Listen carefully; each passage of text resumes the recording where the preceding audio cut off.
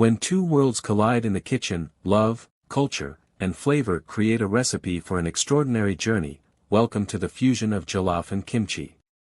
Amaka stepped off the plane, a mixture of excitement and nervousness bubbling within her. The city of Seoul stretched out before her, a glowing sea of lights and towering skyscrapers. Her hair, neatly weaved all back, was tucked under a fashionable beret, and her flowing Ankara gown contrasted beautifully with the modern aesthetic of the Incheon International Airport. Her scholarship to one of Korea's most prestigious culinary schools, Seoul Culinary Academy, was a dream come true. Cooking had always been her passion, and she had spent years perfecting traditional Nigerian dishes. But this was her chance to learn from the best and bring the richness of African flavors to the global stage. Dragging her suitcase behind her, she marveled at the bustling airport. A sign in bold Hangul letters caught her attention: "Welcome, students of Seoul Culinary Academy." A guide stood beneath it, holding a clipboard. "Annyeonghaseyo," the guide greeted, his cheerful tone breaking through her jet-lagged haze. "You must be Amaka Adeyemi." "Yes, I am," she replied, her Nigerian accent rolling smoothly off her tongue. The guide handed her a welcome package and escorted her to a luxurious black car waiting outside. As the car wove through the streets of Seoul, Amaka couldn't help but admire the city's energy. Neon signs glowed brightly, couples strolled hand in hand, and the aroma of street food wafted through the air. By the time she arrived at the academy's dormitory, a luxurious high-rise building, Amaka was ready to collapse. The room assigned to her was breathtaking, modern, spacious, and adorned with sleek furnishings. A large window offered a panoramic view of the city skyline. She smiled to herself. This was just the beginning. The next morning, Amaka stepped into the academy's grand lecture hall. Students from around the world filled the room, their chatter blending into a symphony of languages. She adjusted her chef's uniform, a crisp white jacket that felt like a badge of honor. "Excuse me," a deep voice interrupted her thoughts. She turned to see a tall, strikingly handsome Korean man with a sharp jawline and perfectly styled black hair. His chef's uniform fit him like a glove, and his presence commanded attention. "I'm Kim Minjun," he said, extending a hand. "Are you the Nigerian student everyone's been talking about?" "Yes," Amaka replied, shaking his hand. "Amaka Adeyemi." Minjun's lips curved into a small smile. "Welcome to Seoul Culinary Academy. I hope you can handle the pressure here." His words carried a hint of arrogance, but Amaka refused to be intimidated. "I can handle anything," she said with a confident smile. Throughout the day, Minjun seemed to appear wherever she went. During orientation, he was introduced as one of the academy's top students. His culinary skills were renowned, and he was known for his precision and flair in traditional Korean cuisine. Amaka couldn't decide whether to admire him or be annoyed by his cocky demeanor. But one thing was clear: Minjun would be a challenge, both in the kitchen and beyond. The academy wasted no time throwing the students into the deep end. Their first assignment was to create a fusion dish that combined elements of their native cuisine with Korean flavors. Amaka's mind raced with ideas as she stood in the state-of-the-art kitchen. She decided to make jollof bibimbap, a combination of Nigeria's iconic jollof rice and Korea's beloved bibimbap. Each ingredient had to be carefully balanced to maintain the essence of both cultures. As she worked, she noticed Minjun glancing at her station.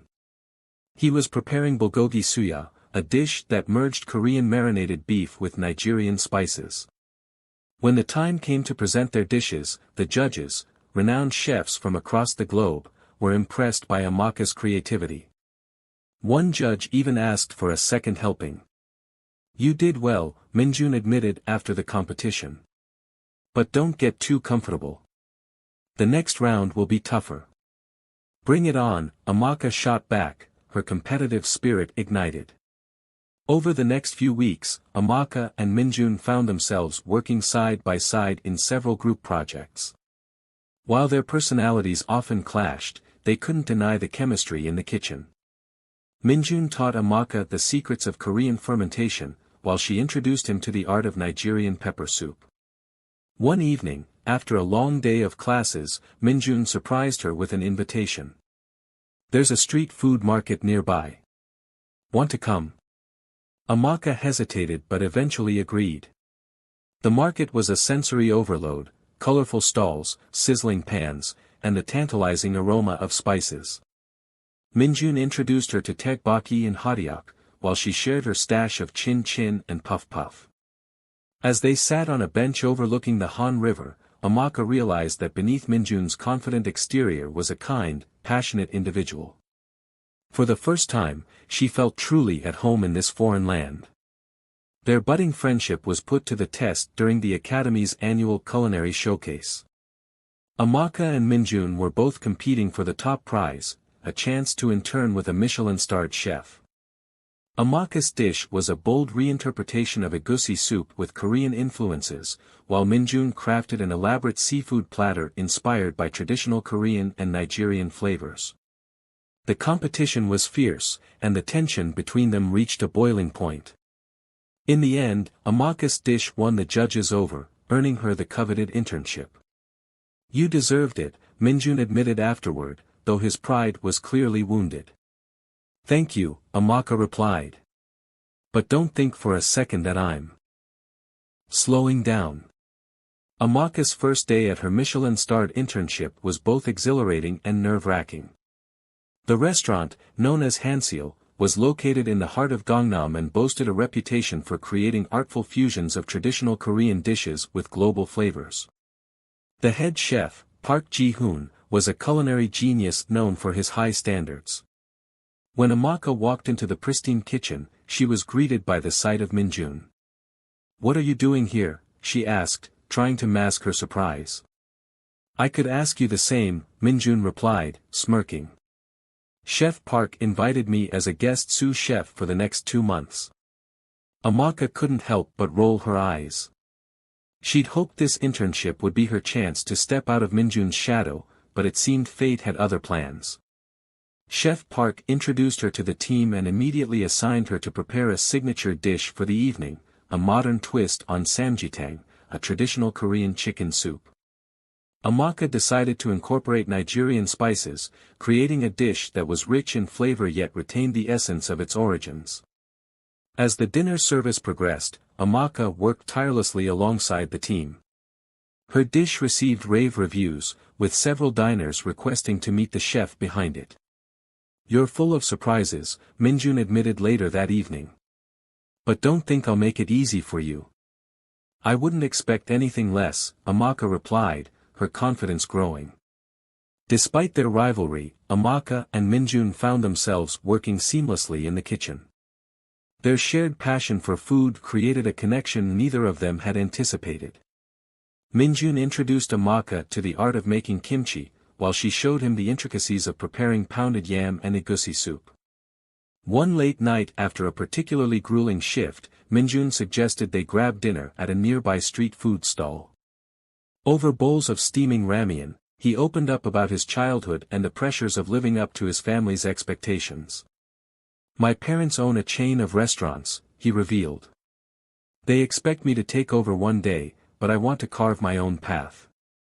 Amaka listened intently, realizing that beneath Minjun's confident exterior was someone struggling to prove himself.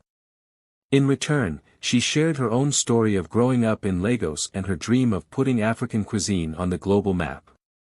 By the end of the night, their bond had deepened. While neither of them would admit it, they were slowly becoming each other's greatest source of inspiration. The Michelin restaurant hosted an annual banquet for dignitaries and celebrities, and Amaka was tasked with creating a dish that would represent her heritage. She decided on peppercorn suya with Korean barbecue glaze, a dish that combined the bold flavors of Nigerian suya with the finesse of Korean culinary techniques.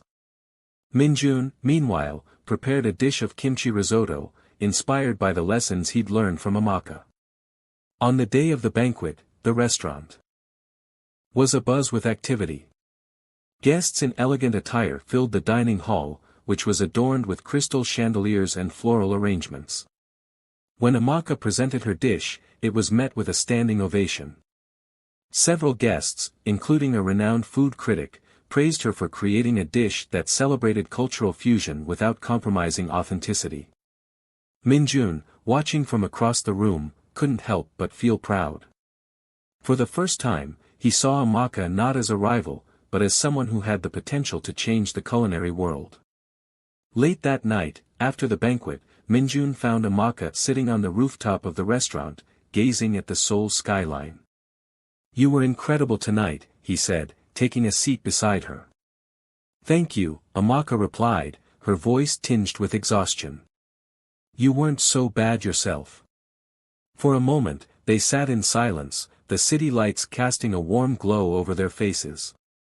Then, Minjun turned to her, his expression uncharacteristically serious.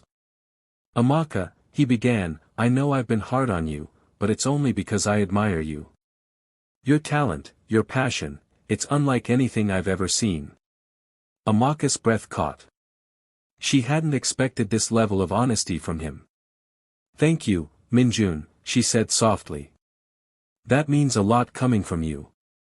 As their eyes met, the tension between them shifted, and for the first time, Amaka wondered if their connection extended beyond the kitchen. The following weeks were a whirlwind of success for Amaka. Her work at the restaurant gained international attention, and she was invited to participate in a global culinary competition. The opportunity was a dream come true, but it also meant leaving Seoul, and Minjun. On her last night in the city, Minjun surprised her with a farewell dinner. He recreated one of her favorite Nigerian dishes, jollof rice, adding his own Korean twist. "You've taught me so much," he said as they shared the meal. "Not just about cooking, but about following your dreams." Amaka smiled, touched by his words. "And you've shown me that it's okay to take risks." As she prepared to leave for the competition, Amaka knew that her journey was far from over. With Minjun's support and her newfound confidence, she was ready to take on the world, and prove that food truly had the power to bring people together. Amaka arrived in Paris for the Global Culinary Summit, a prestigious competition that brought together chefs from across the globe. The venue, a grand hall overlooking the Eiffel Tower, was a testament to the culinary world's grandeur. The air was thick with anticipation as competitors prepared to showcase their skills. She felt a mix of excitement and nerves as she walked into the arena, her chef's uniform crisp and spotless. This was her moment to prove that Nigerian cuisine belonged on the world stage. The competition's theme was "Heritage Meets Innovation." Each chef was tasked with creating a dish that reimagined their cultural heritage with a modern twist. Amaka knew exactly what she wanted to make: ifo riro ravioli, blending the bold flavors of Nigerian vegetable soup with the sophistication of French pasta. As the timer began, she worked with precision, her hands a blur as she rolled out dough, sautéed vegetables, and infused spices. The judges, an intimidating panel of Michelin-starred chefs and food critics, watched closely. Halfway through the competition, Amaka heard a voice she hadn't expected. "You call that rolling technique professional?" She turned to see Minjun standing in the audience, a mischievous grin on his face. Her heart skipped a beat. "What are you doing here?" "I couldn't let you have all the glory," he teased. "Besides, I'm part of the Korean delegation." Despite herself, Amaka felt a surge of relief. Minjun's presence grounded her in a way she hadn't realized she needed. As the final minutes ticked away, she plated her dish with care, adding a touch of edible gold leaf for an elegant finish. When the bell rang, she stepped back, her heart pounding. Amaka's dish received glowing reviews. The judges praised her creativity and technique, calling her dish a masterpiece of cultural storytelling. When the results were announced, she stood on stage, holding her first-place trophy. But the victory was bittersweet. As the crowd applauded, she spotted Minjun, standing apart from the cheering audience. The look in his eyes was unreadable. Later that evening, he found her in the reception hall.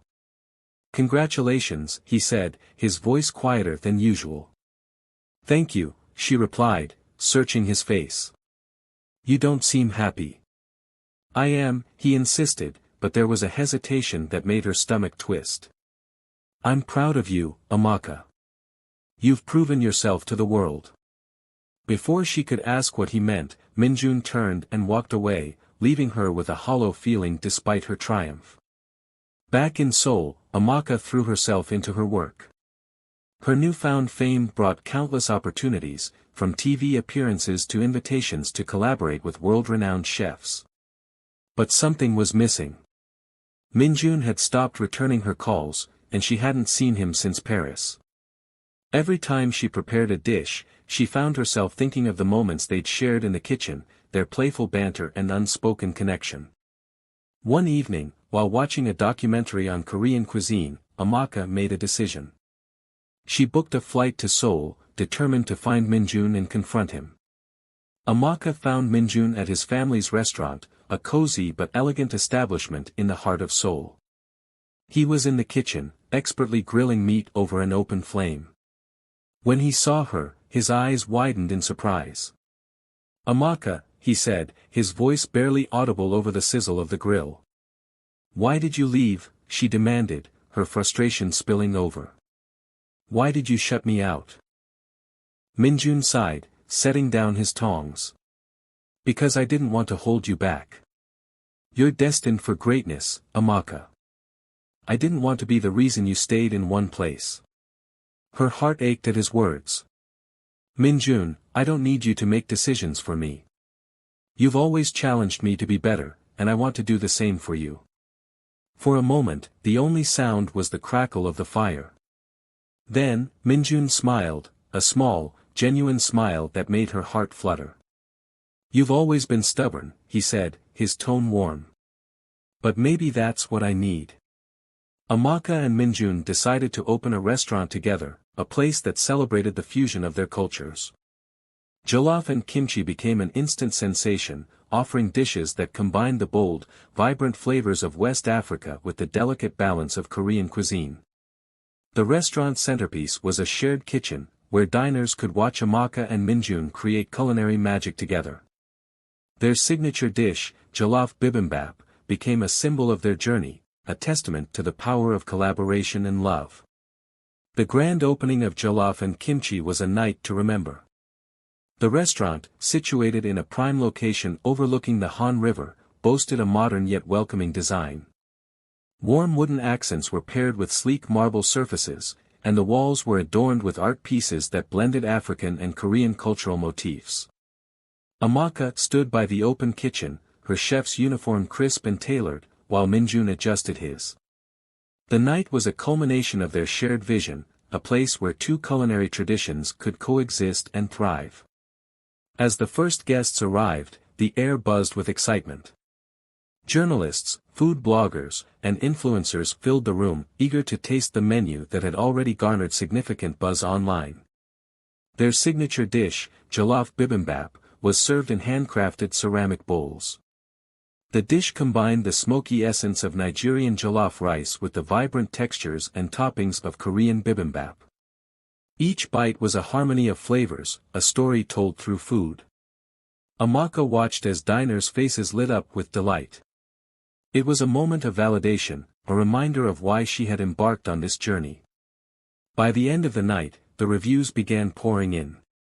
Jollof and Kimchi is more than a restaurant, it's a cultural movement, wrote one critic.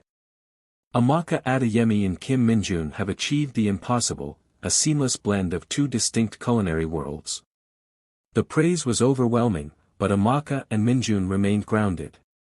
They spent the following days fine-tuning their dishes, listening to customer feedback, and ensuring their team felt supported. One evening, as they closed up for the night, Minjun turned to Amaka. We did it, he said, his voice filled with pride. Amaka smiled. No, we're just getting started. Just as their restaurant began to flourish, a shadow from Minjun's past emerged. His family, who had been notably absent during his culinary journey, suddenly took an interest in his success. Minjun's father, a stern businessman who owned a chain of traditional Korean restaurants, visited Jollof and Kimchi unannounced. His presence cast a pall over the otherwise lively atmosphere. "This is what you've chosen to waste your talent on," his father said, his tone dripping with disapproval. "Fusion food? A partnership that dilutes our heritage?"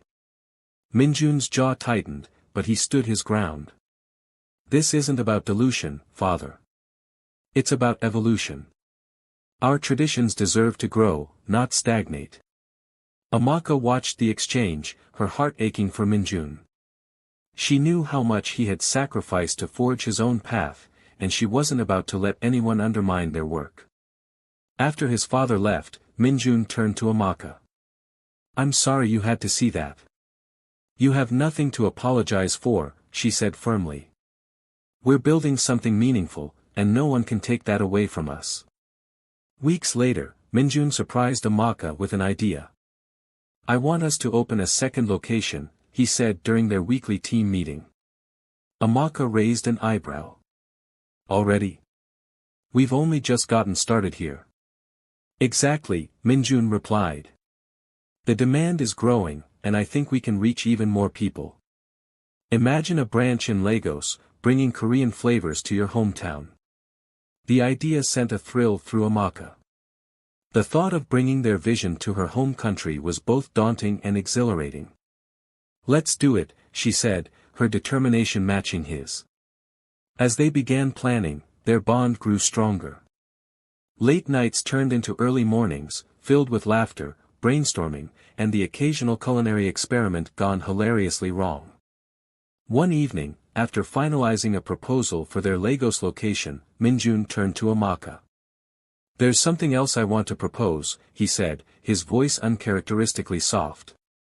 Amaka looked up, her heart pounding.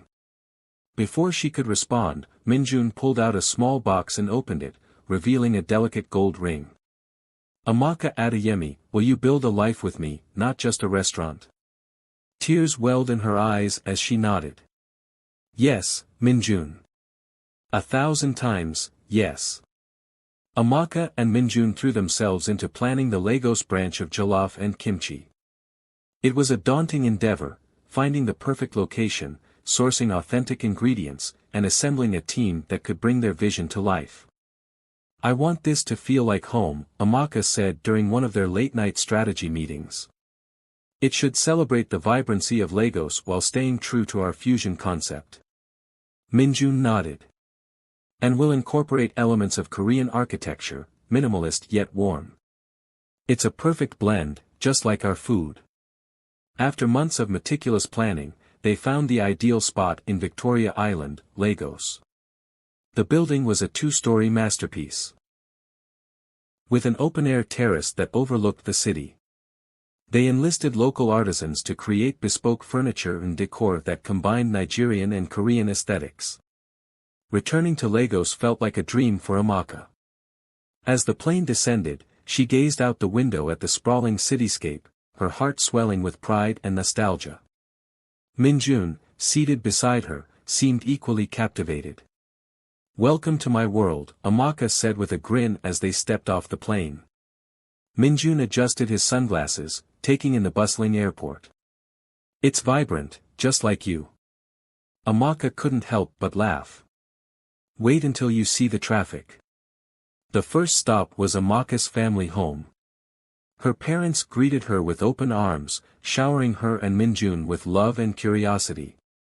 Her mother, a phenomenal cook herself, insisted on preparing a feast of traditional dishes, pounded yam, egusi soup, fried plantains, and more.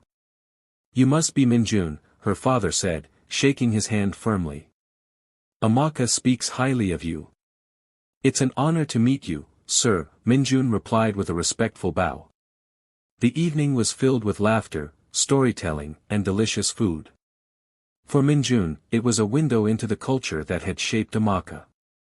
For Amaka, it was a reminder of how far she had come, and how much further she wanted to go. Over the next few weeks, Minjun immersed himself in Lagos life. Amaka took him to bustling markets where the air was filled with the scent of spices and grilled meat. She introduced him to local vendors, many of whom were eager to supply their restaurant with the freshest ingredients. At the same time, they worked tirelessly on the Lagos branch of JOLLOF and KIMCHI. The restaurant quickly became the talk of the town, with billboards and social media campaigns building anticipation for its grand opening. One afternoon, as they stood on the terrace overlooking the city, Minjun turned to Amaka. "This place has so much energy. I can see why you love it. And now it's part of our story," she replied, leaning into him. Just as things were falling into place, a rival restaurant opened nearby, claiming to offer a similar fusion concept. Heritage Flavors was backed by a wealthy entrepreneur who spared no expense in creating an opulent dining experience. The rivalry quickly became the talk of Lagos, with food bloggers and critics comparing the two establishments. While Amaka and Minjun remained focused on their work, the competition began to take its toll. "They're copying our menu," Minjun said one evening, frustration evident in his tone. Amaka sighed. "Let them. We'll show them that authenticity and heart can't be replicated." The pressure only fueled their determination. They introduced new dishes that pushed the boundaries of fusion cuisine, including kimchi moi moi and suya bulgogi skewers. Each dish told a story, drawing diners deeper into the world they had created. The night of the Lagos grand opening was nothing short of spectacular. The restaurant was adorned with twinkling fairy lights and vibrant floral arrangements, and a live band played a seamless blend of Afrobeat and traditional Korean instruments. Dignitaries, celebrities, and food enthusiasts filled the space, eager to experience the fusion that had taken the culinary world by storm. Amaka and Minjun worked side by side in the open kitchen, their movements synchronized like a well-rehearsed dance. The energy in the room was electric as guests marveled at the creativity and depth of flavor in each dish. When the night ended, the applause was thunderous. JOLLOF and KIMCHI Lagos was officially a success. As they stood on the terrace, watching the city lights twinkle, Minjun took Amaka's hand. "We've built something amazing together," he said, his voice filled with emotion. "And it's only the beginning," Amaka replied, her heart full. For the first time, they allowed themselves to dream beyond the restaurant. They talked about traveling, exploring new cuisines, and eventually starting a family. Their love, like their food, was a perfect fusion of two worlds. After the grand opening of JOLLOF and KIMCHI Lagos, business boomed. Amaka and Minjun's unique fusion of Nigerian and Korean flavors became the talk of the city, drawing food lovers, influencers, and even international tourists. But their rival restaurant, Heritage Flavors, wasn't backing down. The owner, a wealthy entrepreneur named Adekunle, began hosting high-profile events and offering massive discounts to attract customers. The competition became fierce, and rumors of sabotage started spreading. One evening, Amaka and Minjun returned to their restaurant to find their delivery of fresh produce had been delayed due to a mysterious mix-up. Without the ingredients they needed, they had to improvise on the spot, turning the situation into an opportunity to introduce a limited edition menu. Customers loved it, further solidifying their reputation for creativity and resilience. "It's clear they're trying to rattle us," Minjun said as they worked late one night. Amaka nodded. "But they don't realize we thrive under pressure. Let them bring it on."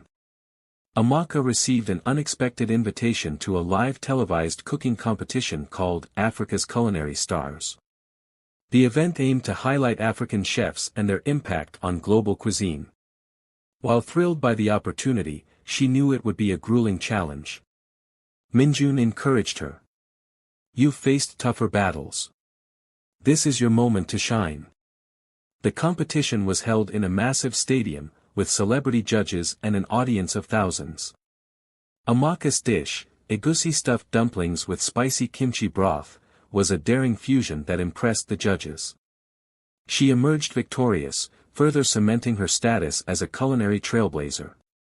As she accepted the trophy, she looked out at the crowd and found